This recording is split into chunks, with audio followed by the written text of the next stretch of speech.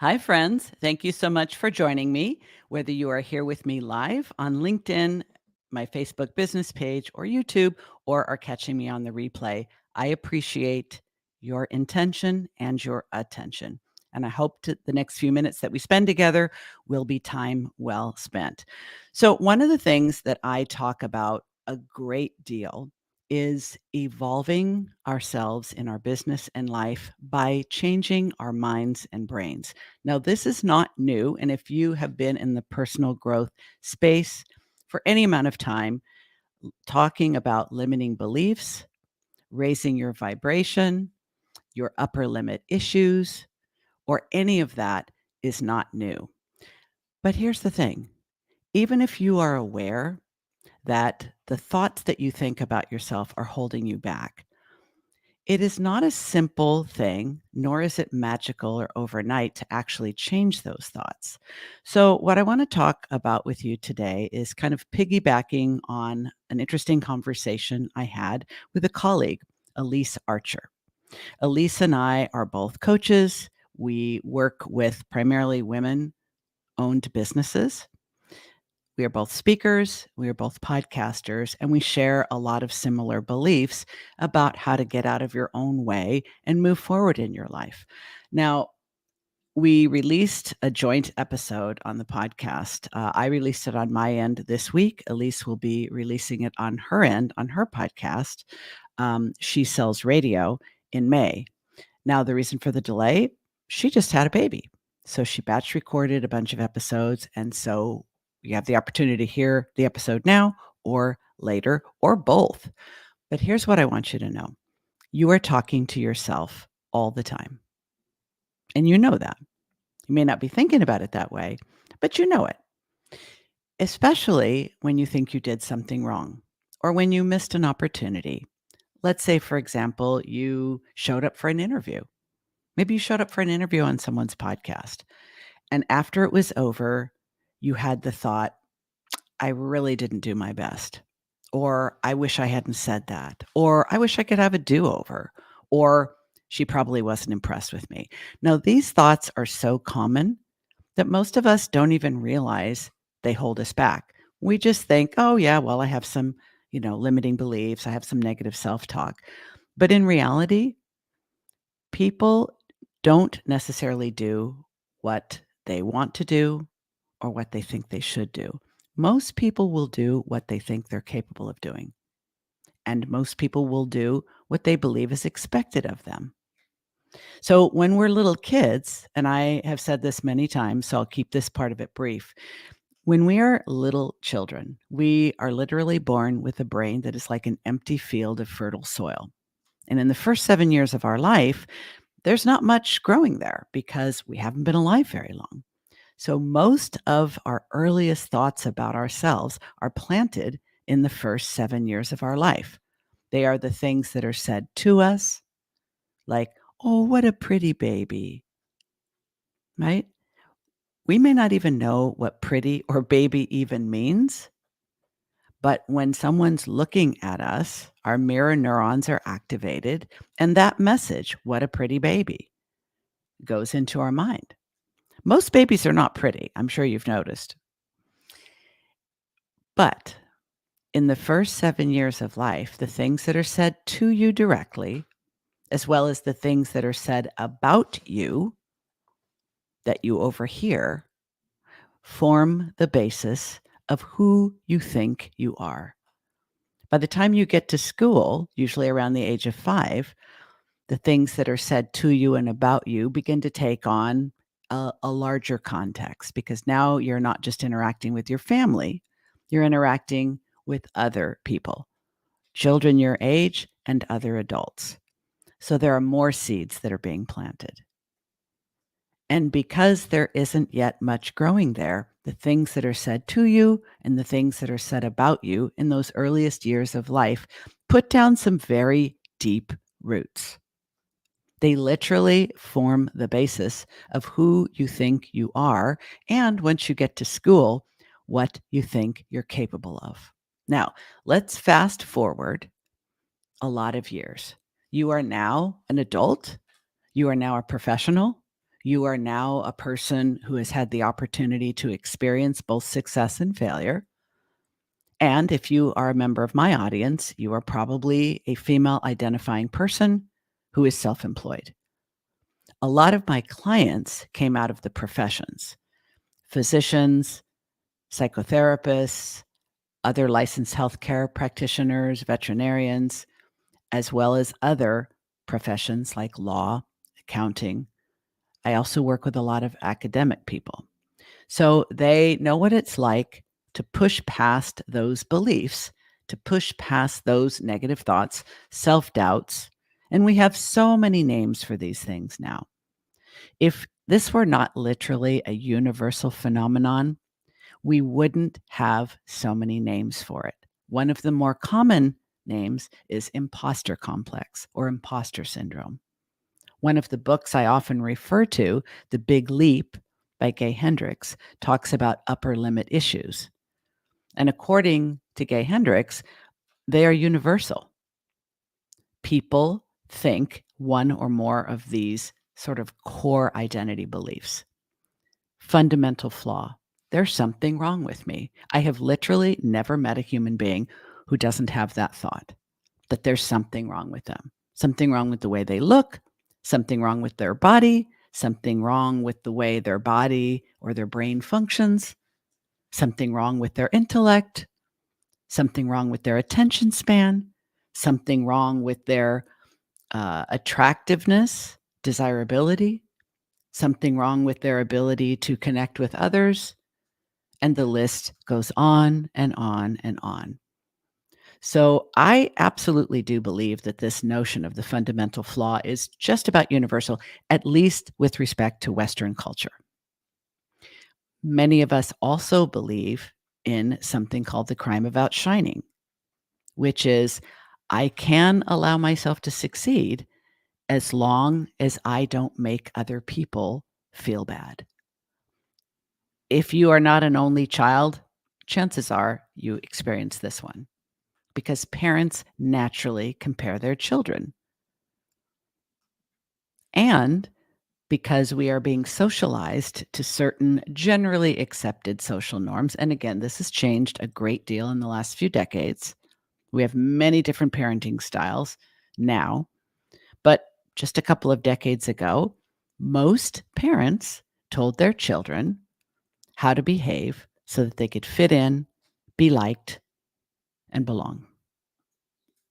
So we were told, don't be a show off, don't stand out, don't take up too much attention, don't insist that people listen to you. And so people that are gifted, people that are talented, people that have a lot of abilities to share, they were told from a very early age not to do so. Why? Because of the crime of outshining, because you will make other people feel bad. And so most of us don't even realize we have these thoughts. And I am using the terms thoughts and beliefs somewhat interchangeably, but let me clarify that. A thought is simply a collection of words in a logical order that pass through your skull. A belief, we seem to think that is a very different sort of thing, but a belief is simply a thought that has an emotional charge, and we have a lot more practice thinking it. Most of us cannot trace the origin of our beliefs. Most of us will say, I've always thought this way about myself. I've always thought I was dumb or slow or smart or funny, but usually it's more negative. We also have limiting beliefs along the direction of being disloyal to our roots. And I have seen this with many people who come from non-dominant cultures, people who are coming from minority cultures.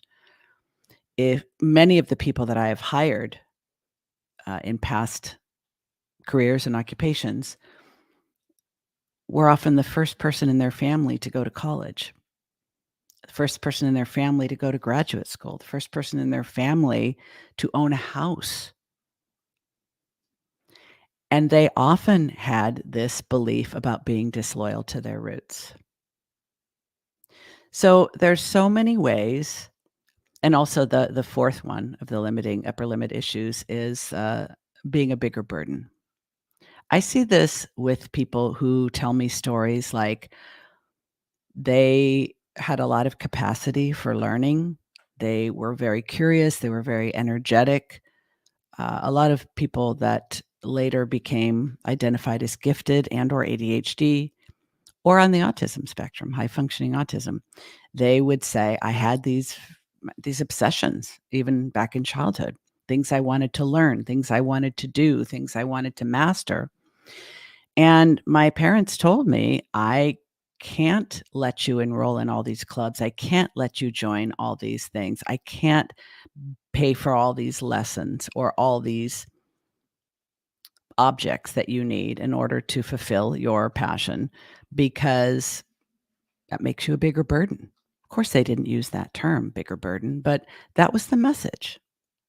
So now we're going to fast forward again. Now that you've got the lay of the land, the types of the categories of beliefs that most of us have about ourselves, that we are fundamentally flawed, that we are being a bigger burden, that when we succeed, we are disloyal to our roots and committing the crime of outshining. If you are a person who is ambitious, if you are a person who is intelligent and has some gifts and abilities, wants to make a contribution, and wants to do your own thing, is audacious enough to go out on your own, start a business of any kind, and with the desire to excel, you are coming up against an enemy that is not your competition. It is not the economy. It is not the difficulty in finding people and connecting with people and convincing them to hire you. The enemy is upstairs. The enemy is in your very own brain. Why? Because we all have these beliefs. And these beliefs go unquestioned in our mind because we have so much experience thinking them, because they go back to the very beginning of our lives and we literally can't remember a time when we didn't think them.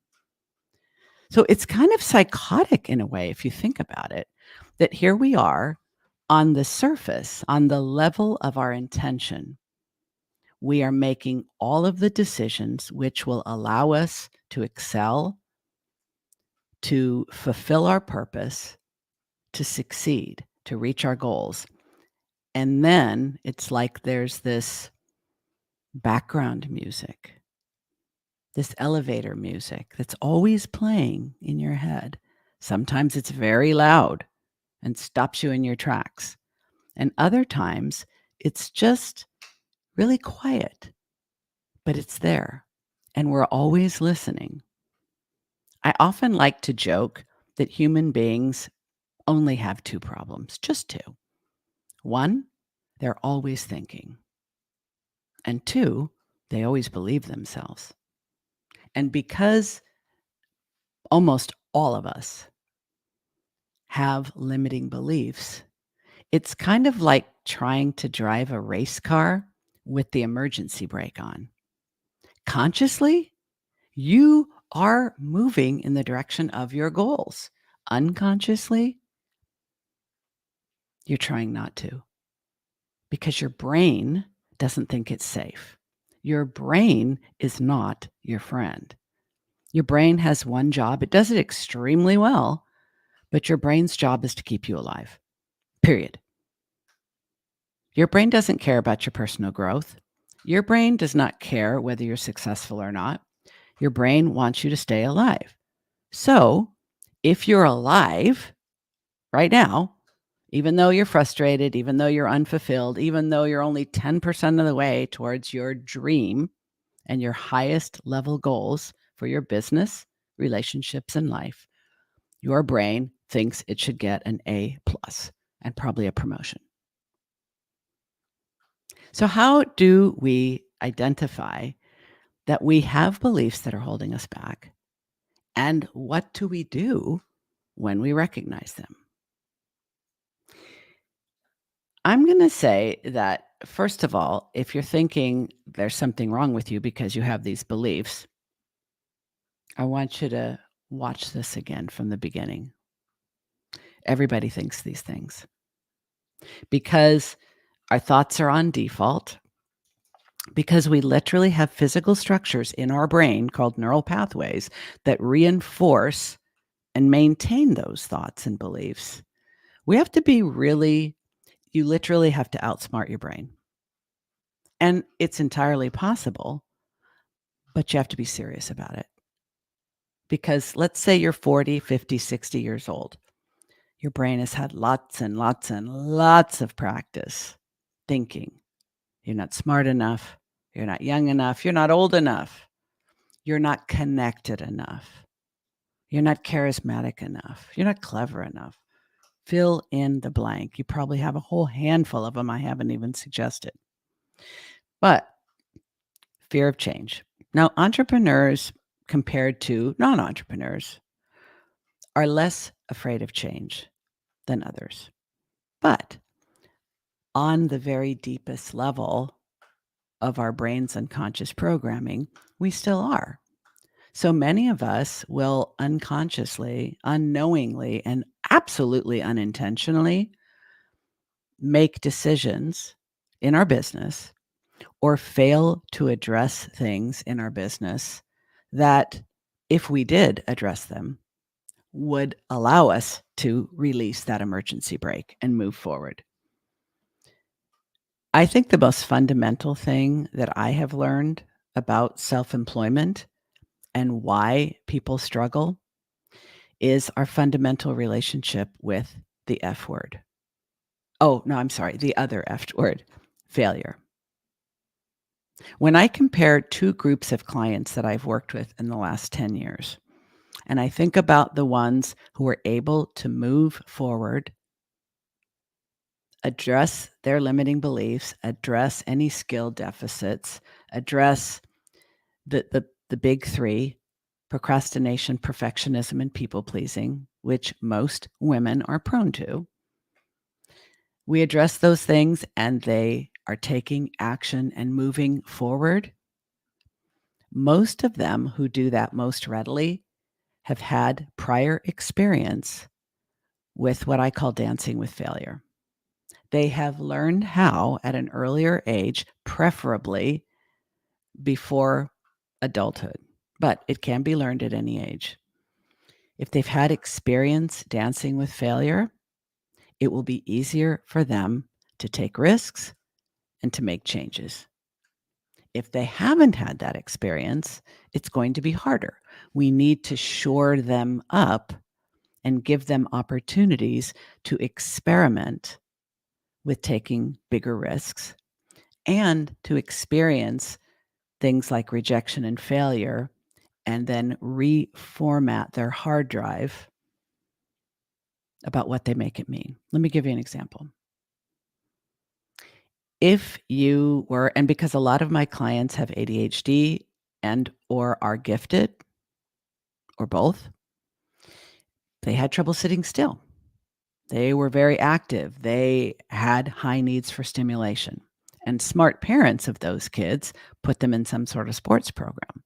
And the kids that were not athletic, they put them in some other sort of program that met their needs for stimulation, but also provided them opportunities to receive criticism, to experience rejection, and to learn how to manage failure. You didn't have to be in competitive sports as a kid to acquire this knowledge. Maybe you were on the debate team. Maybe you got into performing arts in high school. And that gives you the opportunity to learn how to take risks, how to experience rejection, and how to experience failure. So sports or performing arts, the debate squad. You could have even started a little business as a kid. Even kids who are always out in front of the house with the lemonade stand or the popcorn stand or whatever, they're gaining the experience of competition, risk, rejection, and failure. These are things that I think are extremely important to taking ownership of your professional life and becoming self-employed. Everything from a micro business as a coach, consultant, maybe an online course creator, all the way up to a global concern. Women in general are culturally conditioned to avoid failure, to avoid rejection, and to avoid competition. And it puts us at a distinct disadvantage. But I am not, I would never convince anyone they don't have what it takes to be an entrepreneur. But if someone's working with me, it is my responsibility to assess where their advantages and deficits are so we can create a realistic plan for improving both their skill set and their mindset. If I had a do-over, I wish I wouldn't have allowed my daughter to quit sports. I would have just encouraged her to find something else that she could compete in because I think it's really that important. Many women start a business based on passion and purpose, and there's absolutely nothing wrong with that. In fact, I think some of the most thrilling businesses that I've had the opportunity to partner with started with passion and purpose. But what you quickly learn is it's not enough. It is not, it's kind of like starting a marriage just by being in love and having mad chemistry. Once that starts to wane, you got to have something else to keep it going. So, starting a business with passion and purpose needs to be replaced with something that's more sustainable because passion and purpose are largely attached to emotions. Sometimes we think, this is too hard. I don't want to do it anymore. I can't do it anymore.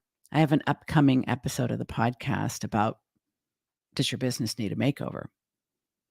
Because oftentimes when we start something with a sense of passion and purpose, once it's no longer new and shiny and novel, meaning it's like a relationship that's like the infatuation stage has worn off, we have to be able to replace it with something more. And sometimes we're not prepared for that. So the beliefs kick in at that point. I'm not cut out for this. I don't know what I'm doing. I can't be an entrepreneur. I've made too many mistakes. This isn't fun anymore. It's boring. I think we have to understand that that's going to be part of it. And there are absolutely ways to reinvigorate the fun factor in your business. It's one of the things I like to do with my clients the most. But I think everybody gets to the point where they start thinking, I don't know if this is for me. I don't know if I have what it takes. I have seen people who have been in business for 10 plus years kind of hit the wall and start sliding down when they start thinking, I'm not so sure I can do this anymore. I've also seen this with people who have been in a professional business, like a professional law practice or therapy practice or medical practice. And what used to work no longer does. Now there are a lot more competitors, and a lot of younger professionals are much more savvy at marketing. This is another place where our beliefs hold us back because maybe we are from an older generation and we are attached to our beliefs that there are certain ways to do business. For example, a lot of people that I have worked with who are in their 50s and 60s have a very strongly held belief that they have a referral-based business and that their business is needs to be face-to-face. They need to have an office. Their clients or customers come to them, and that's the way to do it, or that's the right way to do it, or the best way to do it. And some of them have a really hard time making the adjustment. Now, the COVID pandemic and quarantine introduced a lot of people to the awareness that once their initial adjustment had occurred, and for many people, it was a painful adjustment. They actually came to understand that they could work from home, that they could have effective client relationships through the internet, but they didn't believe it. Years ago, when I was still a licensed therapist in private practice, and I had clients who traveled as part of their business responsibilities, I remember the first time someone suggested to me, "Hey, instead of skipping next week while I'm traveling, why don't we meet on Skype?" Now, Skype is not HIPAA compliant, a secure platform, so we had to come up with an alternative. But I remember thinking at that time, well, no, that's not therapy. The first thought that came to my mind, that's not the way to do it. Now, I'm very happy to say I have long since abandoned that thought, and I have a fully remote, fully online business now. But I needed to change that belief because it was absolutely holding me back. Another belief that was holding me back is that it's really hard to change careers. Well, I wouldn't say it's easy, but once I knew we were going to be moving out of California and my California state therapy license would no longer be valid, if I chose to cling to that belief that it's hard to change careers, well, that would have been the end of my career. So sometimes the things that we believe that hold us back are ideas, thoughts, other people's opinions that got planted in our minds when we were just a little kid. And we can absolutely identify those things. We can absolutely validate that they're holding us back, and we can absolutely transform those beliefs for the better. But sometimes, in addition to those, what's also holding us back is beliefs that we have about our work or our profession, that it needs to happen in a certain way. And then we are resentful of other people, typically younger people, who are moving ahead of us and actually serving the clients that we rightfully believe are ours, or we believe are rightfully ours, rather. But because those providers have adopted new technologies, new opportunities for serving people, and we have not. So I want to speak for just a moment to people who are in maybe their 60s. They are very experienced. They're very knowledgeable. They are seasoned professionals.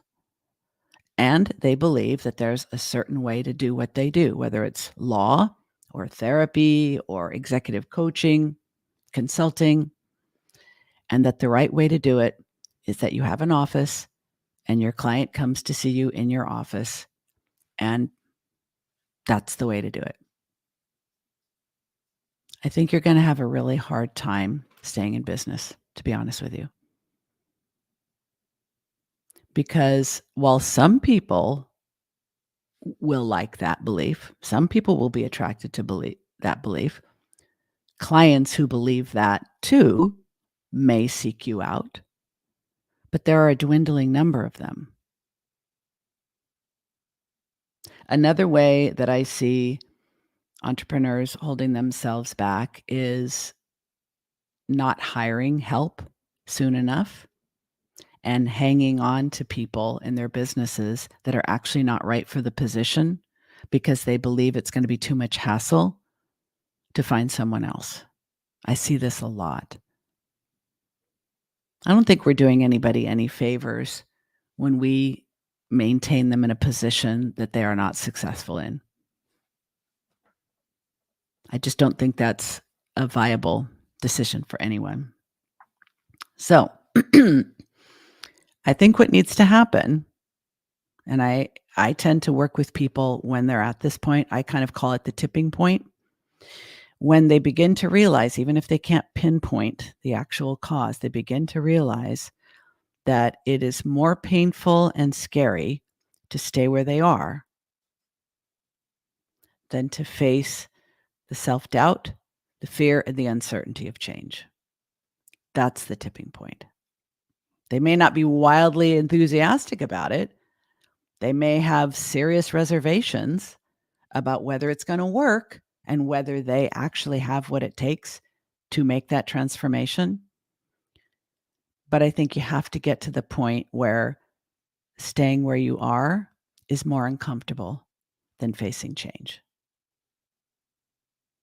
If this is you and you are not yet ready to partner with someone like myself as a business strategist, coach, or consultant, you want to try to address these issues on your own, that's totally legitimate. Not everybody has it in their budget to work with someone like me.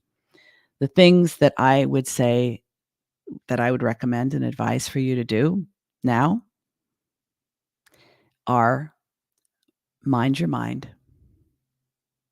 Literally start paying attention to the thoughts that you're thinking about yourself, about your abilities, about your future, about your business's future. You can do affirmations, you can journal. There are so many free and very low cost and accessible ways. An app that I recommend often is called Think Up. You record affirmations in your own voice. And I encourage people who are willing to do this to kind of let the app and those affirmations recorded in their own voice just kind of play in the background while they're getting ready in the morning, while they're doing things around the office or around the house, and also at night in their winding down routine. The reason why I think this is so powerful, and I think it might be a very good first step for you if you are not yet at the point where you would like to hire help, is because it really helps you be much more aware of how you talk to yourself when you intentionally record positive, affirming, encouraging, inspiring, motivating thoughts in your voice, and see how you react when you listen to them. It is astonishing how many successful people talk to themselves in a very negative way. And I've even had a few people try to convince me that that's what drives them to succeed. Like literally abusing and bullying themselves. I usually can convince them that I have a better way. But you can do affirmations with the Think Up app. I think it's also extremely important for you to pay attention to who you surround yourself with. If you feel frustrated, if you feel resentful, if you feel threatened by new competitors coming into your field, if you are worried that you're not tech savvy and you're having a hard time keeping up with the way your industry is moving, you are probably surrounding yourself with other people who hold those same beliefs. You're never going to change if you're in an echo chamber. The beliefs that you have are going to be reinforced exactly like you would be shouting them in a canyon and they would be echoing back to you.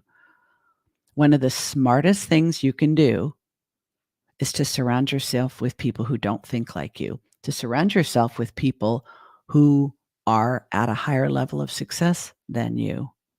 That can feel very threatening to people, especially people who are mature, who think, I shouldn't have to surround myself with people more successful than me.